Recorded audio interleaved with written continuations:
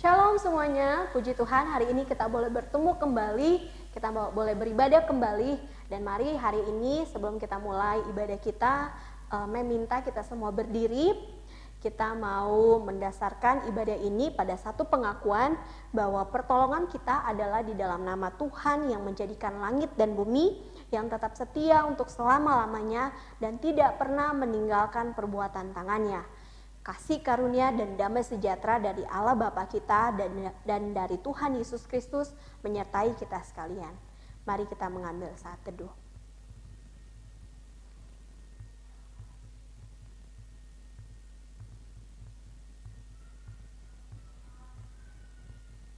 Kita berdoa bersama-sama. Bapa yang baik, Bapa yang mengasihi kami sungguh bersyukur karena Tuhan senantiasa memelihara kehidupan kami. Dalam keadaan baik, bahkan tidak baik sekalipun, Engkau Tuhan yang senantiasa bersama-sama dengan kami, menyertai kami, memelihara kehidupan kami. Oleh sebab itu Tuhan, pada hari ini kami bersyukur karena kami masih diberikan kesempatan untuk boleh beribadah. Biarlah Tuhan, apa yang kami lakukan, apa yang kami persembahkan lewat ibadah ini, itu boleh memuliakan, itu boleh menyenangkan hati Tuhan. Berkati kami, kuduskan kami. Kami serahkan ibadah kami pada hari ini dalam tangan Tuhan. Terpujilah Tuhan. Dalam nama Yesus kami berdoa. Amin. Puji akan nama Tuhan. Mari saat ini kita mau memuji, menyembah Tuhan. Mari kita memberikan yang terbaik untuk Tuhan. Dan biarlah Tuhan yang memberkati setiap pujian kita. Mari kita pujikan, sungguh besar setiamu nyata di sepanjang hidupku. Kita mau lebih dalam di dalam kita menyembah.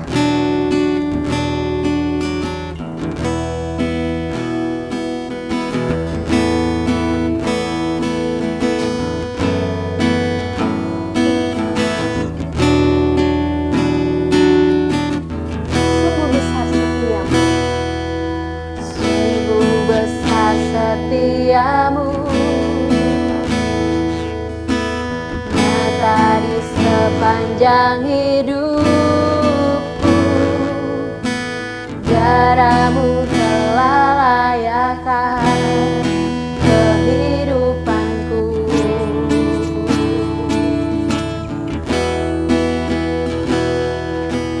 Tiada kata yang bisa lukiskan indahnya Kau Tuhan. Bagimu segala pujian dan kemuliaan. Mari sama-sama katakan, ku tinggikan Engkau Tuhan, melebihi segalanya, lebih dalam ku menyembah dalam roh dan kebenaran, dalam roh dan kebenaran. Ku tinggikan Engkau Tuhan, tinggikan Engkau Tuhan, melebihi segalanya, lebih dalam ku menyembah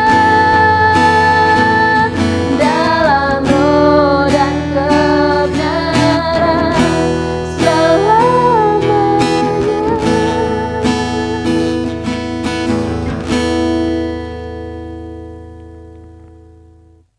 Dan bahkan lewat pujian ini kita percaya bahwa Tuhan senantiasa bersama-sama dengan kita. Tuhan senantiasa menyediakan yang terbaik untuk kita. Kita nyanyikan pujian With All I Am.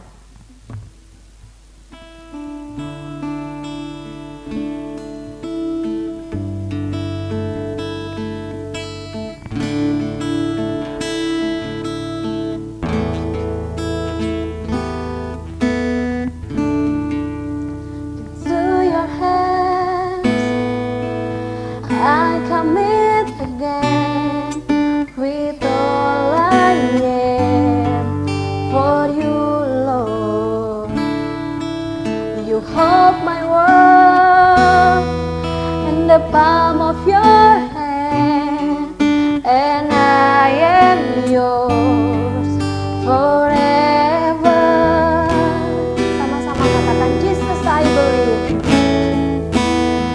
Jesus, I believe in you. Jesus, I belong to you. You're the reason that I live, the reason that I sing. Jesus, I believe. Jesus, I believe in you. Jesus, I belong to you. You're the reason that I live, the reason that I sing with all I am.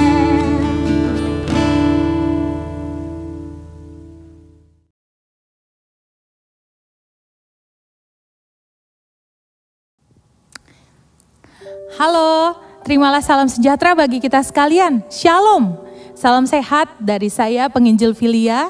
Saat ini saya melayani di GI Hokim Tong Cornerstone Jogja. Saya sangat bersyukur hari ini bisa membagikan firman Tuhan di dalam kebaktian SMP Bintang Mulia bersama dengan anak-anak terkasih dan juga Bapak dan Ibu Guru. Sebelum kita sama-sama mendengarkan firman Tuhan, saya mengajak kita untuk menyatukan hati. Mari kita berdoa, memohon pimpinan Roh Kudus di dalam pemberitaan firman Tuhan pada hari ini. Mari kita berdoa. Bapa di dalam surga, kami sungguh bersyukur untuk satu hari baru yang Tuhan izinkan kepada kami. Dan saat ini ketika kami bersatu hati di dalam ibadah meskipun secara online ini, kami tahu Tuhan hadir di dalam hati setiap kami dan Tuhan kiranya memimpin secara khusus di dalam pemberitaan firman Tuhan. Biarlah kami boleh ditolong untuk memahami firman Tuhan dan melakukannya dalam kehidupan kami sehari-hari. Tuhan, inilah doa kami yang kami naikkan di dalam nama Tuhan Yesus, satu-satunya Tuhan dan Juru Selamat kami yang hidup kami berdoa. Amin. Hari ini saya diberikan satu tema, yaitu diciptakan untuk kesenangan Allah. Diciptakan untuk kesenangan Allah. Saya mengajak kita membuka Alkitab kita di dalam Kolose pasal 1 ayat 15 hingga ayatnya yang ke-16. Kolose pasal 1 ayat 15 hingga ayatnya yang ke-16. Saya akan membacakan bagi kita semua. Ia adalah gambar Allah yang tidak kelihatan, yang sulung lebih utama dari segala yang diciptakan. Karena di dalam Dialah telah diciptakan segala sesuatu yang ada di sorga dan yang ada di bumi, yang kelihatan dan yang tidak kelihatan, baik singgasana maupun kerajaan, baik pemerintah maupun penguasa. Segala sesuatu diciptakan oleh Dia dan untuk Dia. Segala sesuatu diciptakan segala sesuatu diciptakan oleh Dia dan untuk Dia.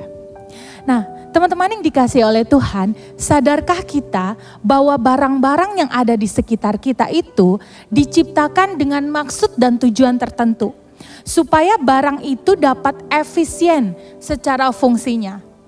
Contoh, kulkas. Teman-teman tahu ya kulkas ya? Ketika kita ada di rumah, belajar dari rumah, nah kulkas ini seringkali jadi target untuk kita buka, ya kan? Buka, oh ada minuman, buka, oh ada makanan, buka, oh tutup lagi gitu ya. Bolak-balik kita ke kulkas.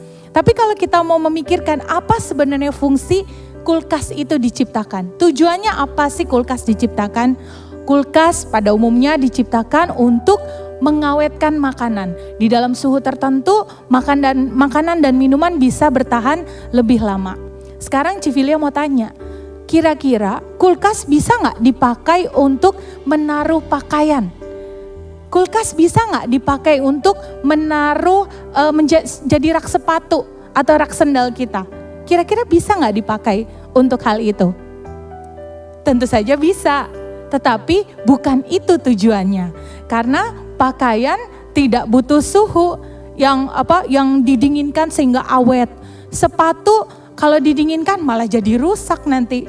Nah, kulkas, contoh sederhana dari kulkas, ini adalah alat yang diciptakan dengan tujuan tertentu.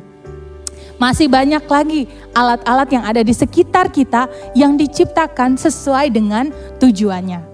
Nah, teman-teman yang dikasihi oleh Tuhan, Kalau kita berbicara tentang barang dan tujuan barang itu diciptakan, mungkin relatif lebih mudah untuk kita bisa memahami, oh barang ini untuk ini.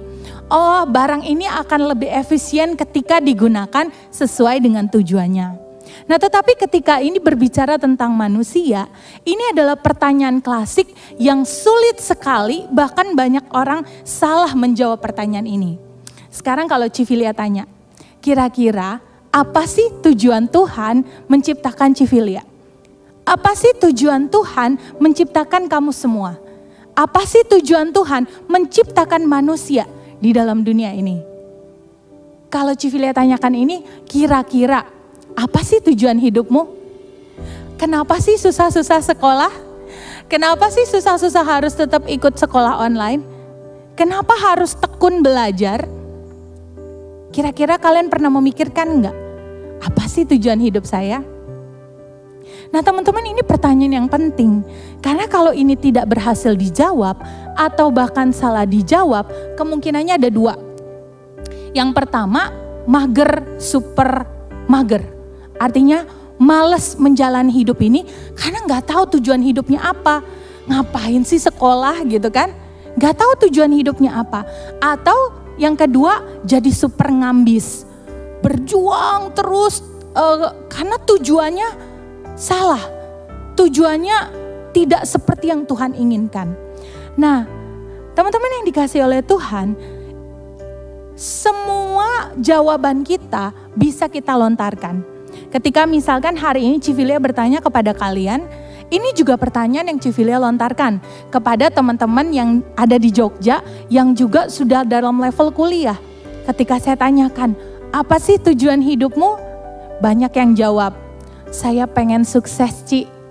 Saya pengen jadi dokter yang hebat Ci. Saya pengen jadi diplomat yang hebat. Saya pengen kaya raya.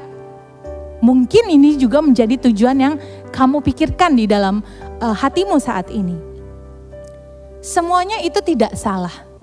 Tetapi yang salah adalah ketika kita mengabaikan apa yang Tuhan mau di dalam hidupmu dan hidup saya, yang menjadi tujuan Tuhan di dalam hidupmu dan hidup saya. Seringkali kita melupakan Tuhan, seringkali kita mengutamakan keinginan kita sendiri, dan kita memisahkan apa yang menjadi tujuan Tuhan di dalam hidupmu dan di dalam hidup saya. Nah teman-teman yang dikasihi oleh Tuhan, di dalam ayat 16 dikatakan, segala sesuatu diciptakan oleh Dia dan untuk Dia. Nah, kalau kita berbicara surat Kolose ini, Kolose berbicara tentang keutamaan Kristus. Kalau teman-teman lihat di dalam surat Kolose ini, nuansanya, penekanannya itu bicara tentang Kristus yang utama di atas segala-galanya. Kristus yang paling super di atas segala-galanya, di atas segala alam semesta, bahkan di atas segala penyakit, bahkan di atas kematian sekalipun, Kristus yang paling utama. Nah ini artinya apa? Waktu dikatakan segala sesuatu diciptakan oleh Dia dan untuk Dia, artinya segala sesuatu yang ada di dalam diri saya itu harus ada Kristus yang diutamakan. Fondasi hidup kita Kristus, motivasi kita adalah Kristus, arah pertumbuhan iman kita adalah Kristus, dan semua yang ada di dalam diri kita itu adalah Kristus. Amin. Nah, kalau kita melihat lagi, berbicara tema hari ini, diciptakan untuk kesenangan Tuhan. Apa yang menjadi tujuan Tuhan? Apa yang menyenangkan Tuhan ketika Tuhan melihat diri saya dan diri kamu secara pribadi? Nah, teman-teman yang suka baca atau sering dengar khotbah, biasanya pengkhotbah mengatakan gini, berdasarkan pertanyaan di dalam Katekismus Westminster, ya kan? Tujuan hidup kita adalah, tujuan akhir hidup manusia adalah memuliakan Tuhan dan menikmatinya selamanya. Yang menjadi kesenangan Tuhan adalah ketika Sang Pencipta menciptakan manusia dan manusia berusaha mencapai tujuannya untuk memuliakan Tuhan, tidak hanya memuliakan Tuhan, menikmati kemuliaan Tuhan itulah kesenangan Tuhan bagi kita orang percaya. Nah, di dalam firman Tuhan di bagian lain dikatakan, misalkan di dalam Roma 11 ayat 36 dikatakan, segala sesuatu adalah dari Dia dan oleh Dia dan kepada Dia. Bagi Dialah kemuliaan sampai selama-lamanya. Ya, bahkan di bagian lain dikatakan 1 Korintus 10 ayat 31, bahkan ketika engkau makan, ya kelihatan sederhana ya, makan, minum atau melakukan segala hal lainnya, lakukanlah itu untuk kemuliaan Tuhan. Jadi kalau kita berbicara tentang kesenangan Tuhan adalah tujuan Tuhan dinyatakan dalam hidup kita, yaitu apa? Memuliakan Tuhan di dalam segala sesuatu dan menikmati kemuliaannya selamanya. Ini bukan berarti kemuliaan Allah bisa bertambah atau kemuliaan Allah bisa berkurang. Mungkin kita pikir ketika semua orang menyembah Tuhan maka kemuliaan Allah akan bertambah. Atau ketika semua orang meninggalkan Tuhan, kemuliaan Allah akan berkurang. Tidak. Kemuliaan Allah tetap di dalam kekekalannya, dan ketika manusia diciptakan itu tujuannya cuma satu, memuliakan penciptanya. Dan bahkan luar biasanya ketika kita merasakan sukacita di dalam kemuliaan Tuhan, itu pun Tuhan sediakan buat hidupmu dan hidup Civilia sendiri. Nah, teman-teman yang dikasihi oleh Tuhan, ketika kita di dalam perjalanan memuliakan Tuhan, mencari apa yang menjadi tujuan hidup kita, kita perlu sungguh-sungguh mengalami relasi pribadi dengan Tuhan. Karena ketika kita mengalami relasi pribadi dengan Tuhan, kita akan menyadari bahwa desain yang Tuhan ciptakan bagi diri kita masing-masing, Tuhan mendesain kita dengan berbeda-beda, ya. Di dalam relasi kita dengan Tuhan, kita akan temukan, oh ternyata Civilia ekstrovert, oh ternyata Ko-Kris introvert, oh ternyata saya ini sanguin, oh ternyata teman saya melankolis. Kita menerima diri kita dalam desain Tuhan. Nah, setelah kita menemukan desain kita lebih maju lagi. Kita coba temukan desire kita, apa yang menjadi passion kita. Apa sih passion? Sesuatu yang kita kerjakan dan kita ingin mencurahkan seluruh waktu kita, bahkan gak dibayar pun gak apa-apa. Karena passion saya di situ. Ketika kita menemukan desain kita akan menemukan apa yang menjadi passion kita. Dan di dalam relasi kita dengan Tuhan, di situ nanti kita akan ketemu Tuhan pengen kita jadi apa. Sesuai dengan desain kita dan passion lewat talenta yang Tuhan beri buat hidupmu dan hidup saya. Kenapa banyak orang salah jurusan ketika kuliah? Civilia banyak sekali menemukan mahasiswa yang sampai semester 8, semester 9, baru lulus semester 12. Kenapa? Karena salah jurusan, karena tidak menemukan tujuan hidupnya. Civilia juga menemukan ada yang kuliahnya ekonomi, kemudian kerjanya di bidang apa. Jadi gak sesuai dengan bidangnya. Mungkin seringkali dalam perjalanannya baru ketemu tujuan Tuhan itu ketika sudah selesai kuliah.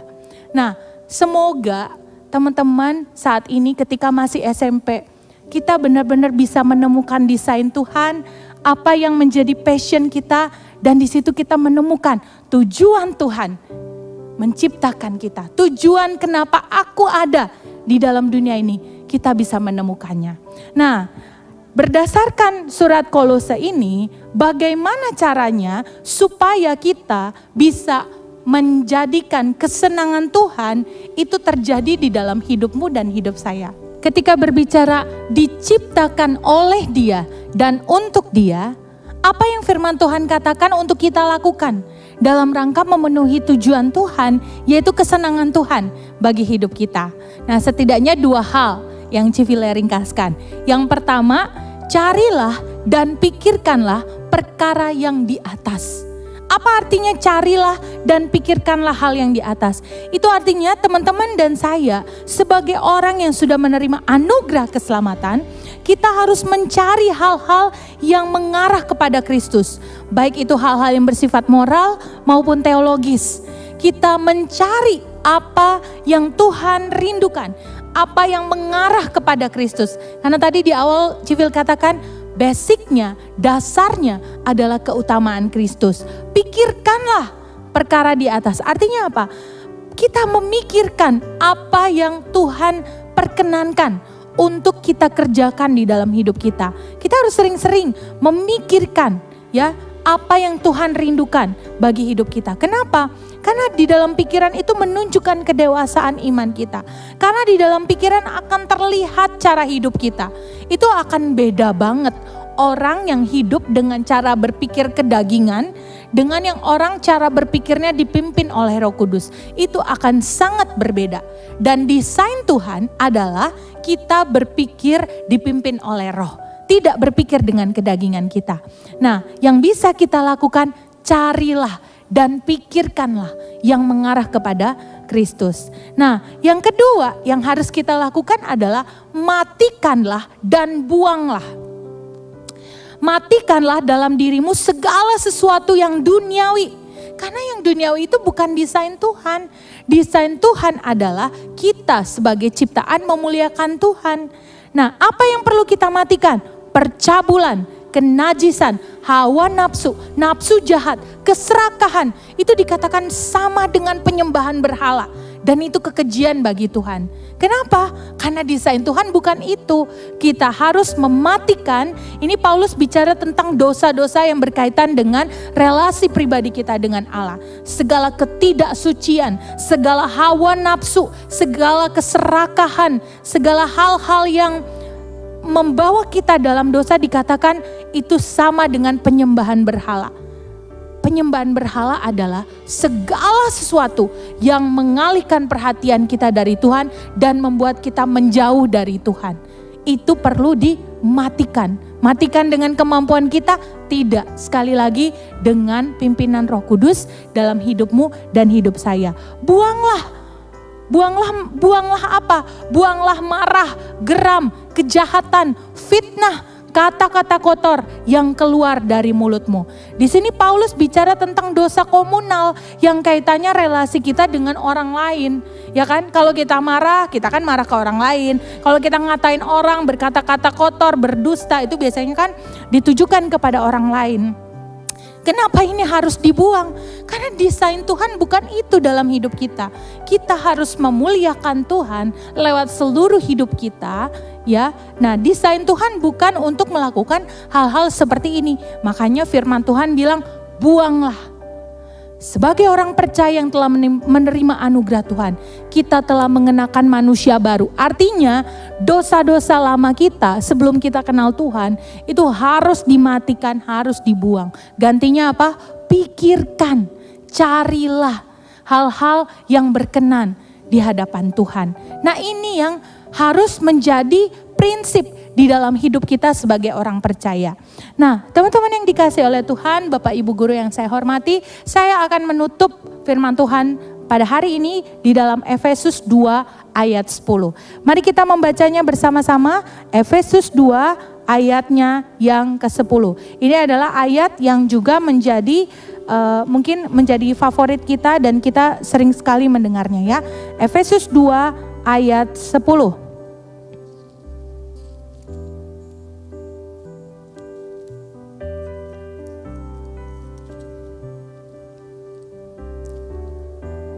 Karena kita ini buatan Allah, diciptakan dalam Kristus Yesus untuk melakukan pekerjaan baik yang dipersiapkan Allah sebelumnya. Ia mau supaya kita hidup di dalamnya. Saya akan mengakhiri bahwa kita adalah buatan Allah. Buatan Allah artinya mahakarya Allah. Kita ini ciptaan yang adalah mahakarya. Allah menciptakan banyak hal lainnya, tetapi manusia adalah mahakaryanya Allah. Artinya saudara dan saya itu masterpiece.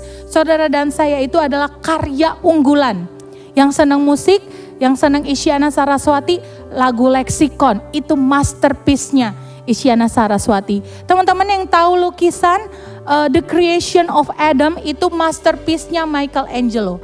Lukisan Mona Lisa itu masterpiece-nya Leonardo da Vinci. Kamu dan saya masterpiece-nya Allah. Kita diciptakan dengan tujuan. Tujuannya sudah ditentukan bahkan sebelum dunia dijadikan. Artinya di dalam kemahakuasaan dan kekekalan Allah.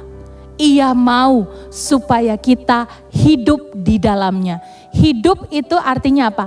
Ia mau supaya kita berjalan di dalamnya. Nah sekarang sebagai anak muda, sebagai guru, mungkin perjalanan rohani kita tidak selalu mulus, tidak selalu lancar.